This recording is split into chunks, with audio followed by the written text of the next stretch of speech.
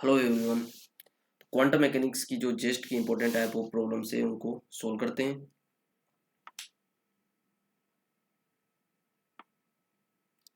First question है वो है परटर्वेशन थ्योरी का। A one dimensional simple harmonic oscillator with Hamiltonian is subjected to a small perturbation. जो small परटर्वेशन है वो इंट्रोड्यूस करा रखा है। ठीक है। The first order corrections to the ground state energy dependent on. जो फर्स्ट ऑर्डर करेक्शन एनर्जी है ग्राउंड स्टेट के रेस्पेक्ट में, उसकी डिपेंडेंसी बतानी है कि वो किसके रेस्पेक्ट में किस पे डिपेंड कर रहा है। ठीक है। तो first order correction in energy क्या होता है? Expectation value of H prime, यानी कि जो एच प्राइम है उसकी एक्सपेक्टेशन वैल्यू कैलकुलेट कर लेंगे। और हार्मोनिक ऑसिलेटर के अंदर क्या होता है? जब भी एक्सपेक्टेशन वैल्यू ऑफ एक्स की पावर एन की एक्सपेक्टेशन वैल्यू कैलकुलेट करेंगे और अगर एन ओड है तो इसकी वैल्यू कितनी हो जाएगी? 0।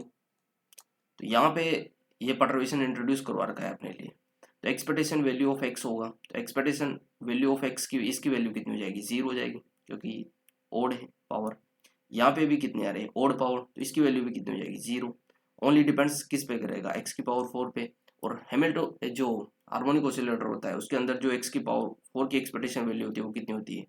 H cross upon 2m omega का whole square 6n square plus 6n plus 3। ठीक है, ये रिजल्ट ध्यान भी रखना है। तो यहाँ से ग्राउंड स्टेट के लिए बोला है तो n equal to 0 value put out कर देंगे तो कितना आ जाएगा फिर? H cross upon 2m omega का स्क्वायर होल स्क्वायर और यहाँ से 3 और साथ में गामा है। इसका मतलब जो first order correction ground state में एनर्जी में कैलकुलेट कर रहे हैं वो किस पे डिपेंड्स कर रहा है? वो ओनली गामा पे डिपेंड्स कर रहा है। तो ऑप्शन फर्स्ट क्या है? ओनली बीटा, ये गलत हो जाएगा। अल्फा एंड बीटा, ये गलत हो जाएगा। अल्फा एंड बीटा गलत। ओनली गामा, तो ऑप्शन डी इसका आंसर हो जाएगा।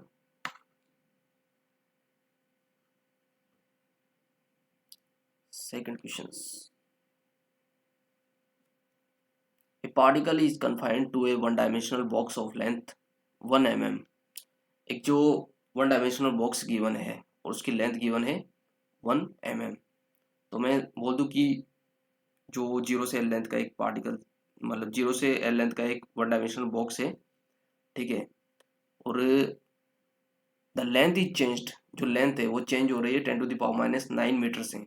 The percentage change in the ground state energies, जो परसेंटेज चेंज है ग्राउंड स्टेट एनर्जी में वो कैलकुलेट करना है। तो वन डायमेंशनल बॉक्स के लिए जो ग्राउंड स्टेट एनर्जी होती है वो क्या होती है? वन डायमेंशनल बॉक्स के लिए ग्राउंड स्टेट एनर्जी यही तो होती है, n square pi square H cross square upon 2ml²। ठीक है। तो ग्राउंड स्टेट के लिए क्या करेंगे? N equal to 1 put out कर देंगे, तो pi square H cross square upon 2ml²। Percentage change निकालना है अपन को ग्राउंड स्टेट एनर्जी में, तो लेंथ के करस्पॉन्डिंग, तो इसका जो एनर्जी है उसका मैं डेरिवेटिव कर दूं लेंथ के रेस्पेक्ट में, तो कितना हो जाएगा? Pi square upon 2ml²। ये तो क्या है? कॉन्स्टेंट, सॉरी, पाई square H cross square upon 2m, ये क्या है? कॉन्स्टेंट। और लेंथ के रेस्पेक्ट में कर रहे हैं तो एल स्क्वायर का कितना हो जाएगा? -2 अपॉन l³। ठीक है। -2 अपॉन l³ होगा ना, तो मैं इसको ऐसे लिख दूं कि पाई square H cross square upon 2ml² और -2 अपॉन l को इस तरफ लिख दूं। तो ये इसलिए लिखा क्योंकि ये वाली टर्म क्या बन जाएगी वापस से? Ground state energy. वापस से वही एनर्जी बन गई ना, ग्राउंड स्टेट एनर्जी। और इसको मैं इधर ले आया, यानी कि परसेंटेज चेंज निकालना था ना एनर्जी में, तो इसको यहाँ से ले आया और यहाँ पे क्या बचा? -2 अपॉन l और चेंज इन लेंथ। और जो लेंथ dl की वैल्यू खुद से गिवन है इसने, change length is changed by 10⁻⁹ metre. ठीक है। और जो mm है उसको मीटर के अंदर कन्वर्ट कर लेंगे तो कितना हो जाएगा? 10⁻³ मीटर। तो ये वैल्यू इसके अंदर पुट आउट कर दी और परसेंटेज से, परसेंटेज में कैलकुलेट करने के लिए क्या करेंगे? इसको मल्टीप्लाई कर देंगे 100 से। ठीक है। तो इसका रिजल्ट आएगा, आंसर आ जाएगा। इसका आंसर कितना आएगा?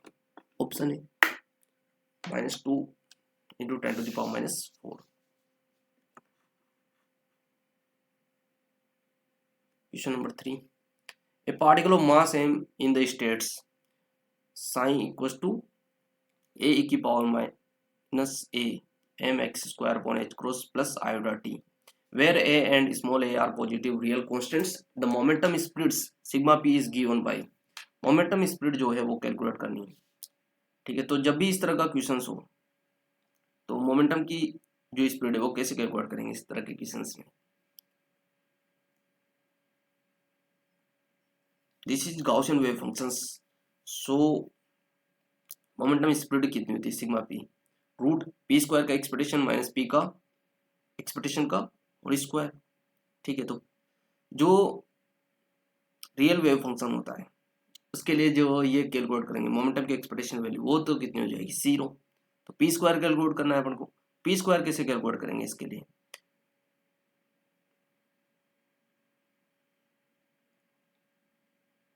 इस तरह का जब भी क्वेश्चन हो ना, तो उसमें करना है कि जो हमेशा अपने पास e की पावर है वहां लिखना है एक्स स्क्वायर, और जो भी कांस्टेंट आ रहा है उस सबको नीचे डिनोमिनेटर में लेके आ जाएंगे। ठीक है, अभी इसमें देखेंगे। अब तो फिर डिनोमिनेटर में लेके आ गए, तो फिर जो पी स्क्वायर होगा वो कितना हो जाएगा, एच क्रॉस स्क्वायर अपॉन जो डिनोमिनेटर लिखा है वो लिखना है अपन को यहाँ पे, बस काम हो जाएगा। अब यहाँ पे देखो, यहाँ पे दे रखा है e की power minus a m x square upon H cross. यहाँ पे जो भी है उसको डिनोमिनेटर में लेके आएंगे, तो ये कितना हो जाएगा, एक्स स्क्वायर बचेगा ऊपर, और इसको डिनोमिनेटर में लेके आएंगे तो कितना हो जाएगा, H cross upon m a नीचे आ जाएगा। तो ये लिख दिया मैंने, H cross upon m a. तो ये क्या होगा, डिनोमिनेटर। तो अब पी स्क्वायर की एक्सपेक्टेशन वैल्यू निकालने के लिए क्या करेंगे, H cross square upon denominator. Denominator कितना है, H cross upon m a. तो वैल्यू रख दी यहाँ पे, कितना आया, एम एच क्रॉस, ये वैल्यू यहाँ पे पुट आउट कर दी, तो आंसर आ जाएगा सीधा, बिना कोई लेंथी प्रोसेस की। देखो वापस से वही हार्मोनिक ऑसिलेटर के अंदर एक्स स्क्वायर की जो एक्सपेक्टेशन वैल्यू है वो कितनी होगी, harmonic oscillator in the lowest energy states the expectation value of X square. तो डायरेक्ट फॉर्मूला इसका H cross upon two M omega का whole square 6n square plus 6n+3। Ground state के लिए कितना होता है, जीरो। तो यहाँ पे कितना आ जाएगा, 3 से मल्टीप्लाई हो जाएगा और ये एच क्रॉस स्क्वायर हो जाएगा, ये कितना हो जाएगा 4। तो 3 और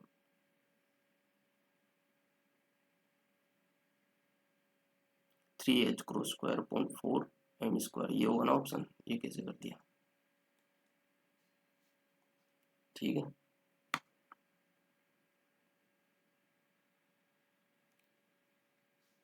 next, consider the particle in one dimensional box of length, its wave function is given psi of x equals to 1 by root 5 psi 1 plus 2 upon root 5 psi 2।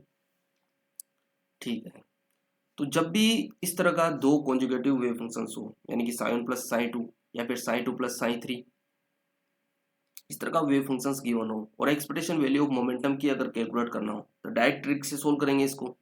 ठीक है, और वन डायमेंशनल बॉक्स गिवन हो, तो इस तरह wave functions given हो A psi M plus B psi N. ध्यान रखना है कि जो वेव फंक्शंस है वो नॉर्मलाइज्ड होना चाहिए, तो ये वेव फंक्शंस तो नॉर्मलाइज्ड है ही सही। ठीक है, कितना हो जाएगा 1/5 प्लस 4/5, तो बना रहा है, तो वेव फंक्शन नॉर्मलाइज्ड है। तो ट्रिक क्या होती है, रियल वेव फंक्शंस के लिए तो एक्सपेक्टेशन वैल्यू, मोमेंटम की एक्सपेक्टेशन वैल्यू कितनी होती है, जीरो ही होती है। ठीक है, तो पी स्क्वायर जो होगी वो कितनी हो जाएगी, A square M square plus B square N square का bracket pi square H cross square upon L square, जो लेंथ है वन डायमेंशनल बॉक्स की। तो यहाँ पे ए क्या हो जाएगा, ए हो जाएगा यहाँ पे 1/√5, बी कितना हो जाएगा 2/√5, और ये कितना है साई एम, तो एम कितना हो जाएगा 1, और एन कितना हो जाएगा 2, ये 2 हो जाएगा। ठीक है, तो बस ये वैल्यू इस फॉर्मूले के अंदर वैल्यू पुट आउट करनी है। अब वैल्यू तो कोई भी रख सकता है, तो रख के देख लेना, तो आंसर आ जाएगा ऑप्शन ए। सेम ऐसा इक्वेशन अगर आपकी बार जो है एक्सपेक्टेशन वैल्यू ऑफ एक्स की अगर कैलकुलेट करनी हो टी टाइम पे, तो उसके लिए भी डायरेक्ट फॉर्मूला है। इस तरह की कॉन्जुगेट अगर स्टेट गिवन हो वेव फंक्शंस की, तो उसके लिए कितना फॉर्मूला है कि जो बॉक्स है उसकी लेंथ का आधा प्लस 2ab कोस ये minus E n upon H cross, और टी, और 0 से L x psi m psi n d x. तो जो इंटीग्रेशन है उसकी वैल्यू क्या होगी, अगर एम बराबर एन है तो l/2, अगर एम प्लस एन जो E1 है तो वैल्यू 0, अगर m प्लस एन ओड है तो -8 mn/l pi square M square minus A square का होल स्क्वायर।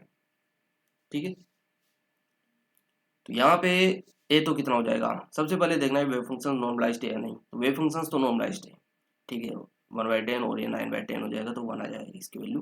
तो ये तो नॉर्मलाइज्ड है। तो सबसे पहले L/2, तो L/2 प्लस फॉर्मूले के अंदर यहाँ से देखो a कितना हो जाएगा 1/√10 और b कितना हो जाएगा 3/√10 और m कितना हो जाएगा, m हो जाएगा यहाँ से 1, n हो जाएगा 2। ये वैल्यू पता चल गई, तो उसके बाद तो जस्ट फॉर्मूले के अंदर वैल्यू पुट आउट करनी और m प्लस n करके देख लेंगे। तो m प्लस n अगर करने जाए अपन तो कितना हो रहा है, ओड। तो m प्लस n अगर ओड है तो इस फॉर्मूले से वैल्यू कितनी आएगी, फिर ये आएगी -8 mnl upon pi square m square minus n square का होल स्क्वायर। तो सबसे पहले देखो L/2 तो आएगा ही सही, प्लस 2ab। अब ab में अगर वैल्यू में यहाँ से रखूँ तो 2 और ab कितना है मेरे पास 1/√10 और ये कितना हो जाएगा 3/10। ठीक है, 3/10 और 2 से और मल्टीप्लाई हो रहा ना, तो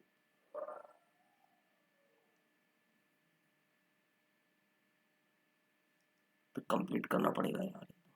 L/2 प्लस 2 और AB हो जाएगा 3/10। ठीक है, कोस यहाँ से इसकी वैल्यू ग्राउंड स्टेट के अंदर एनर्जी पाई square H cross square upon 2 ml square और फर्स्ट एक्साइज स्टेट के अंदर रख देंगे यहाँ से 4E0। ठीक है, ये एनर्जी इसमें से घटाएंगे और फिर यहाँ से वैल्यू रखेंगे तो आंसर आ जाएगा। फिर इसका करके देख लेना, इसको जस्ट इस फॉर्मूले के अंदर वैल्यू रखनी है।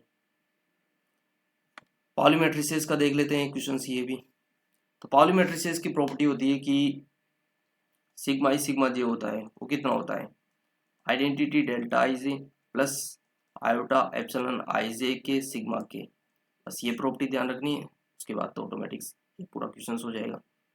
ठीक है, ये लिख रखी identity delta i j plus iota epsilon i j के सिग्मा के। तो यहाँ पे क्या है एक्स वाई, यानी कि दोनों डिफरेंट है तो फर्स्ट वाली टर्म तो जीरो हो जाएगी। तो बचा यहाँ पे 2, तो 2 आयोटा एप्सिलॉन और यहाँ पे एक्स वाई है तो सिग्मा जेड आ जाएगा। तो यहाँ पे लिख रखा हुआ है, देखो ये रहा 2 आयोटा ओके और सिग्मा जेड। ठीक है, इस वाले का काम तमाम हो गया। इस वाले के लिए देख लेते हैं, इसमें भी डिफरेंट है तो फिर जीरो आएगा फर्स्ट वाली टर्म। तो सेकंड वाली टर्म कितनी आई, आयोटा और एंड मतलब काउंटर क्लॉकवाइज है ना तो माइनस आ जाएगा, तो minus iota minus sigma Z आ जाएगा यहाँ पे। ठीक है, तो ये इसमें से घटेगा तो कितना बचेगा, एक बचेगा आयोटा सिग्मा जेड। तो ऑप्शन इसका आयोटा सिग्मा जेड हो जाएगा फिर। ठीक है, प्रॉपर्टी ये पाउली मैट्रिसेस की वो ध्यान रखनी है बस। ठीक है, ये वाला question LML be the simultaneously eigenstate of L square and LZ. Here L is the angular momentum operator with the Cartesian coordinates Lx, Ly, Lz. Is the angular momentum quantum numbers.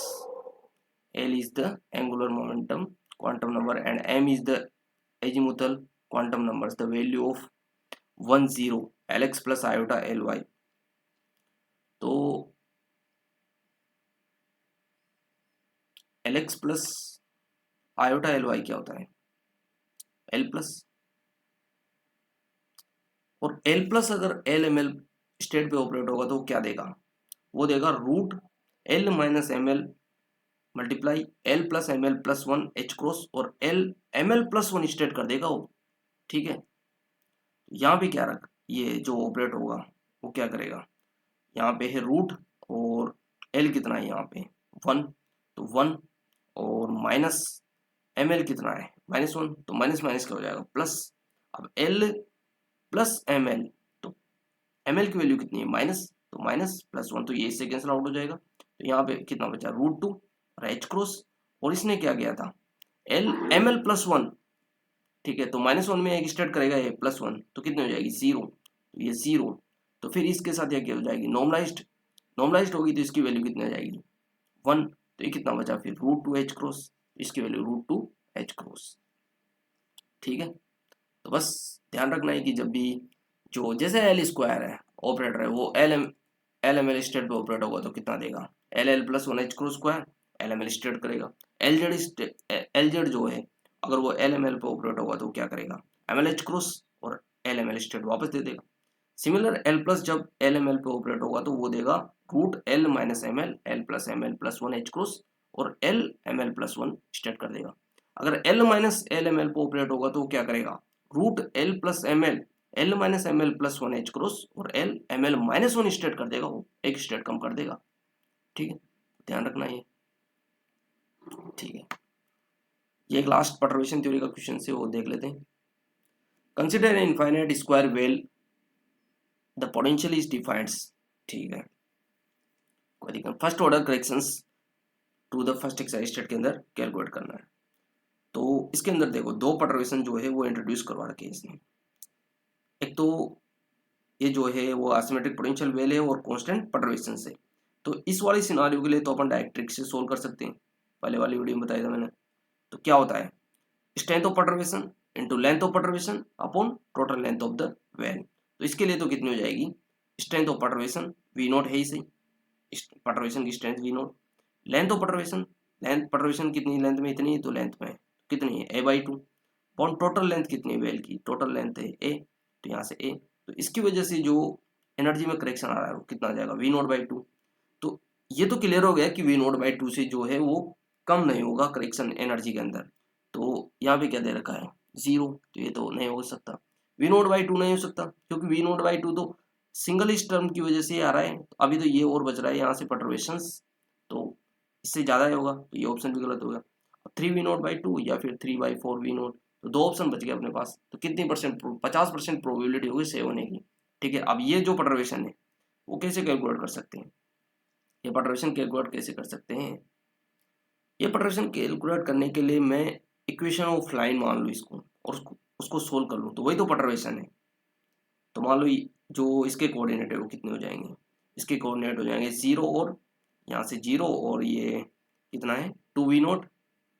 ठीक है, और इधर 0 2v, एक minute, a/2, यहाँ पे 0 2v0 और ये a/2 और v0, a/2 v0। ठीक है, तो ये बोल दो x1 y1 और x2 y2। तो लाइन की इक्वेशन क्या होती है, y minus y1 equals to y2 minus y1 upon x2 minus x1 और x माइनस x1।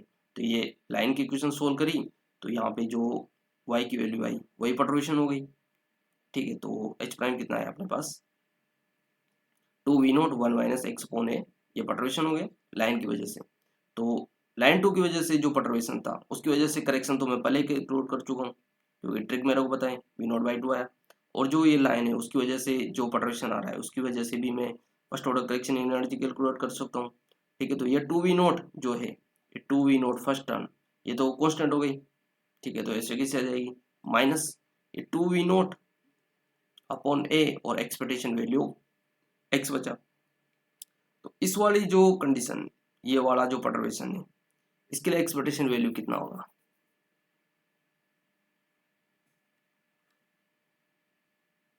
लाइन की इक्वेशन कैलकुलेट कर रही है कि, तो इसके लिए एक्सपेक्टेशन वैल्यू कितना होगा a/2, क्योंकि वो 0 से a/2 में ही तो परटर्वेशन था ना, तो इसके लिए एक्सपेक्टेशन वैल्यू कितना हो जाएगा a/2, तो a/2 लिख दें यहाँ पे प्लस v0 जो लाइन 2 थी उसकी वजह से मैं पहले ही कैलकुलेट कर चुका हूँ तो वो मैंने साथ में ऐड कर दिया। तो करेक्शन इन एनर्जी कितना आ गया 3v0/2, तो आंसर हो जाएगा। एक क्वेश्चन हो गया, उसको भी देखते हैं, परटर्वेशन थ्योरी का ही लास्ट क्वेश्चन है शायद ही। ठीक है, what is the ground state energy of a quantum systems with the Hamiltonians. Okay, तो मैं इसको लिख सकता हूँ 2 डायमेंशनल हार्मोनिक ऑसिलेटर दिख रहा है मेरे को, तो ठीक है एक्स और वाई में गिवन है, तो ऐसे लिख दिया इसने px square upon 2m plus half m omega square, ये वाली टर्म एक साथ लिख दी और ये वाली टर्म्स, यानी कि ये बन गया 2 डायमेंशनल हार्मोनिक ऑसिलेटर। ओके, तो 2 डायमेंशनल अगर हार्मोनिक ऑसिलेटर है तो इसके लिए एनर्जी कितनी होती है m plus n plus 1 h cross omega. ठीक है, किस में पूछा है इसने, ग्राउंड स्टेट में, तो m प्लस n की वैल्यू ग्राउंड स्टेट के लिए कितनी हो जाएगी 0, तो यहाँ से कितनी एनर्जी आई h क्रॉस ओमेगा, तो ये तो इसकी वजह से आ गई। अब इसने ये और परटर्वेशन इंट्रोड्यूस करवा रखा है, मैं इसको एज ए परटर्वेशन ट्रीट कर रहा हूँ कैलकुलेशन करने के लिए एनर्जी की कंप्लीट जो ये हैमिल्टोनियन है उसकी वजह से। तो अगर मैंने ये परटर्वेशन ट्रीट कर लिया, ठीक है, और हार्मोनिक ऑसिलेटर है, तो मैंने बताया था कि एक्स की पावर एन अगर ओड है तो उसकी वैल्यू कितनी होगी, 0। यहाँ पे क्या है, ओड, तो ये कितनी हो जाएगी, 0। तो फिर मेरे पास एनर्जी कितनी है इस वाले जो हैमिल्टोनियन है उसकी वजह से, एच क्रॉस ओमेगा। सिंपल। आज ये ट्रीट कर लिया मैंने, जो ये एक्स्ट्रा टर्म आ रही है उसको परटर्वेशन ट्रीट कर लिया, ठीक है। ये एक और क्वेश्चन है अभी तो, ठीक है। Consider a beam of alpha particles incident on a step potentials of height 3 electron volts. The energy of a particle is given by 3 electron volts. The number of particles reflected. जो reflected particles हैं उनका direct formula है, ये ध्यान रखना है, root E minus root E minus V upon root E plus root E minus V का whole square. Energy की वैल्यू गिवन है कितनी, 4 इलेक्ट्रॉन वोल्ट, एंड पोटेंशियल जो है वो गिवन है ही सही, 3 इलेक्ट्रॉन वोल्ट्स। दोनों टर्म्स गिवन है, डायरेक्ट फॉर्मूले के अंदर वैल्यू रखनी है, जेस्ट वगैरह के अंदर आ सकता है ये डायरेक्ट, ठीक है, भाग के अंदर भी आ सकता है ये वाला क्वेश्चन, फॉर्मूला बेस्ड। तो रूट ई माइनस वी, जहाँ ई एनर्जी और वी पोटेंशियल्स। अगर ट्रांसमिशन पूछे तो ट्रांसमिशन भी कैलकुलेट कर सकते हैं फिर यहाँ से, क्योंकि आर प्लस टी कितना होता है 1। तो अगर आर कैलकुलेट हो गया रिफ्लेक्टेड कोफिशिएंट्स, तो फिर ट्रांसमिशन कोफिशिएंट्स कैलकुलेट कर सकते हैं, कोई दिक्कत नहीं है। तो वैल्यू पुट आउट करते हैं, आंसर आ जाएगा। तो ये रहने वाली है अपनी जस्ट के लिए टेस्ट सीरीज, जस्ट ओनली 9, ये है 179 के अंदर। इसके अंदर जो है 11 टेस्ट रहने वाले हैं, और ये मिलेगी आपको द कैंपस की जो ऐप है वहाँ पे मिल जाएगा, प्ले स्टोर पे मिल जाएगा। इसका शेड्यूल वेड्यूल भी फिक्स है, और इस पे अगर आप वहाँ पे जाके देखोगे द कैंपस की साइट पे, तो 2 टेस्ट जो हैं वो फ्री मिल जाएंगे आपको। आप उनको दे के देखो, जो क्वेश्चन है वो उनका लेवल पता चल जाएगा आपको, और मजा आएगा आपको। अगर टेस्ट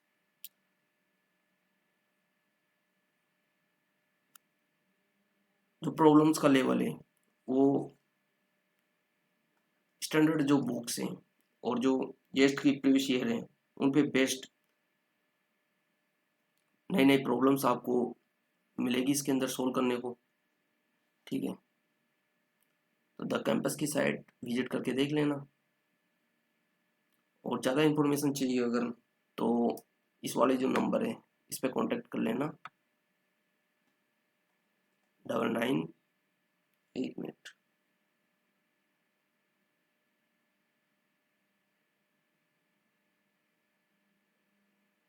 9928973558, ठीक है। पीडीएफ भी मिल जाएगी आपको इसकी,